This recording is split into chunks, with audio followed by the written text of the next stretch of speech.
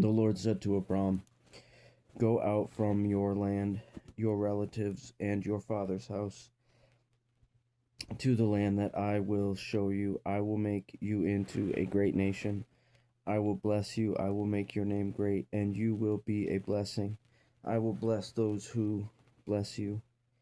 I will curse those who treat you with contempt, and all the peoples on earth will be blessed through you." So Abram went as the Lord had told him, and Lot went with him. Abram was 75 years old when he left Haran. He took his wife Sarai, his nephew Lot, all the possessions they had accumulated, and the people he had acquired in Haran.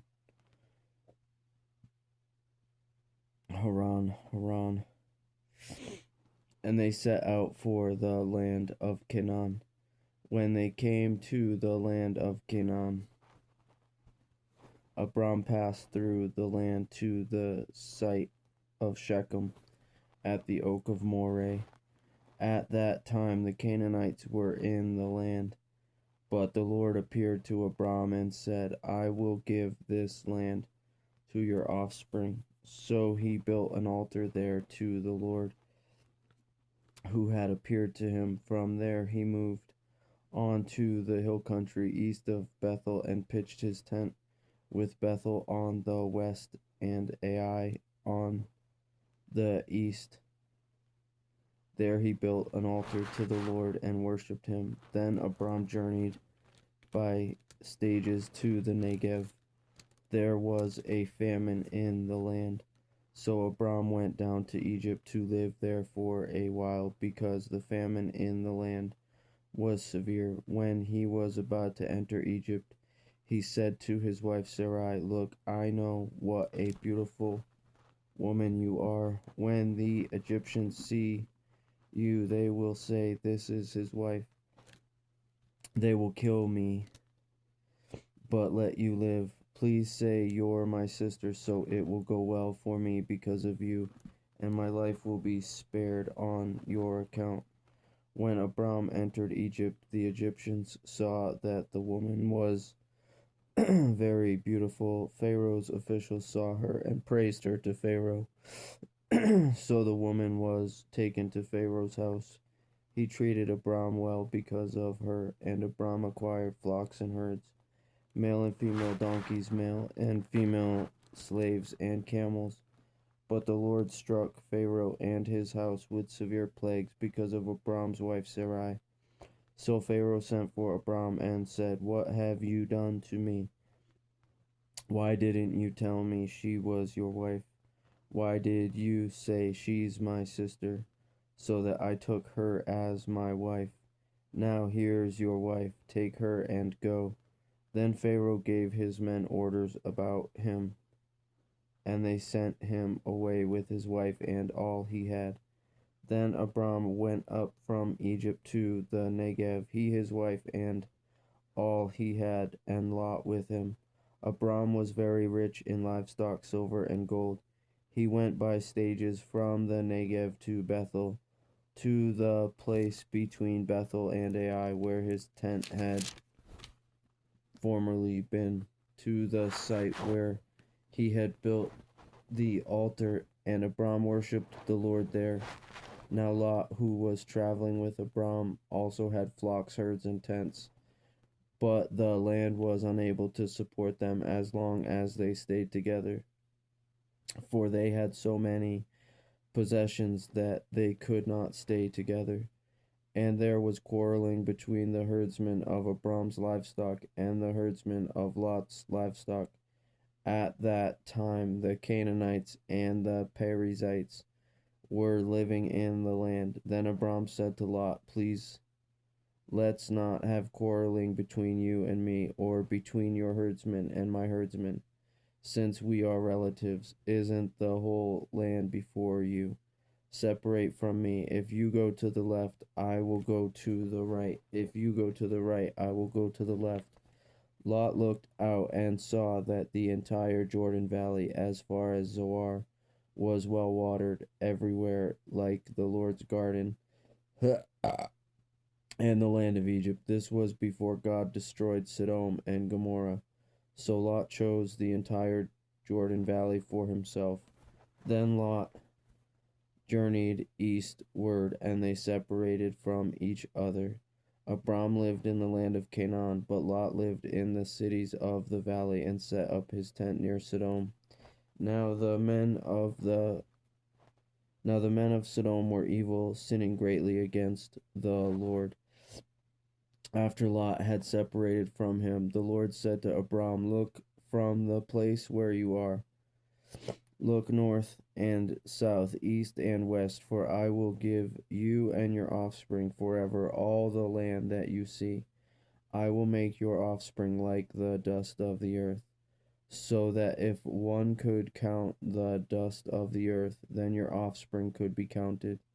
Get up and walk from one end of the land to the other, for I will give it to you." So Abram moved his tent and went to live beside the oaks of Mamre at Hebron, where he built an altar to the Lord. In those days, Amraphel, king of Shinar, Arioch, king of Elasar, Kedorlaomer, king of Elam, and Tidal, king of Goyim, waged war against Bera, king of Sodom, Bersha, king of Gomorrah, Shinab, king of Admah, and Shemeber, king of Zeboim, as well as the king of Bela, that is Zoar. All of these came as allies to the valley of Siddim, that is the Dead Sea. They were subject to Kedorlaomer for 12 years, but in the 13th year they rebelled. In the 14th year, Kedorlaomer and the kings who were with him came and defeated the Rephaim in Ashtaroth Karnaim, the Zuzim in Ham, the Amim in Shaveh Kiriathaim, and the Horites in the mountains of Seir as far as El Paran by the wilderness. Then they came back to invade En Mishpat, that is Kadesh, and they defeated all the territory of the Amalekites, as well as the Amorites who lived in Hazazon Tamar. Then the king of Sodom, the king of Gomorrah, the king of Admah, the king of Zeboim, and the king of Bela, that is Zoar, went out and lined up for battle in the valley of Siddim against Kedorlaomer, king of Elam, Tidal, king of Goyim, Amraphel, king of Shinar, and Arioch, king of Elasar, 4 kings against 5. Now the valley of Siddim contained many asphalt pits, and as the kings of Sodom and Gomorrah fled, some fell into them, but the rest fled to the mountains. The 4 kings took all the goods of Sodom and Gomorrah and all their food and went on. They also took Abram's nephew Lot and his possessions, for he was living in Sodom, and they went on.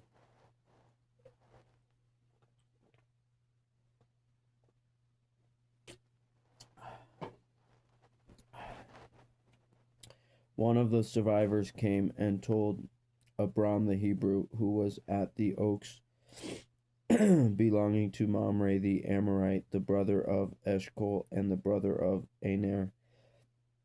They were bound by a treaty with Abram. When Abram heard that his relative had been taken prisoner, he assembled his 318 trained men born in his household, and they went in pursuit as far as Dan, and he and his servants deployed against them by night, attacked them, and pursued them as far as Hobah, to the north of Damascus.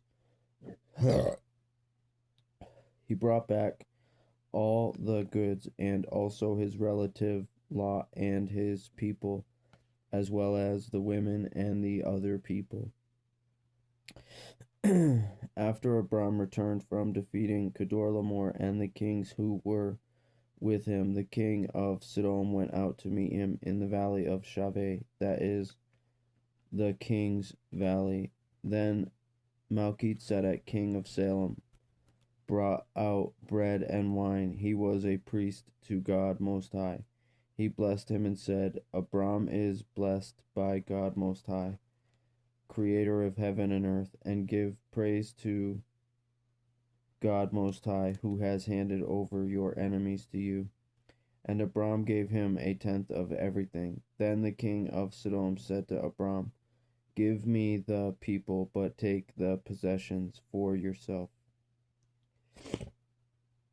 But Abram said to the king of Sodom, I have raised my hand in an oath to the Lord God Most High, creator of heaven and earth, that I will not take a thread or sandal strap or anything that belongs to you, so you can never say I made Abram rich. I will take nothing except what the servants have eaten. But as for the share of the men who came with me, Aner, Eshcol, and Mamre, they can take their share.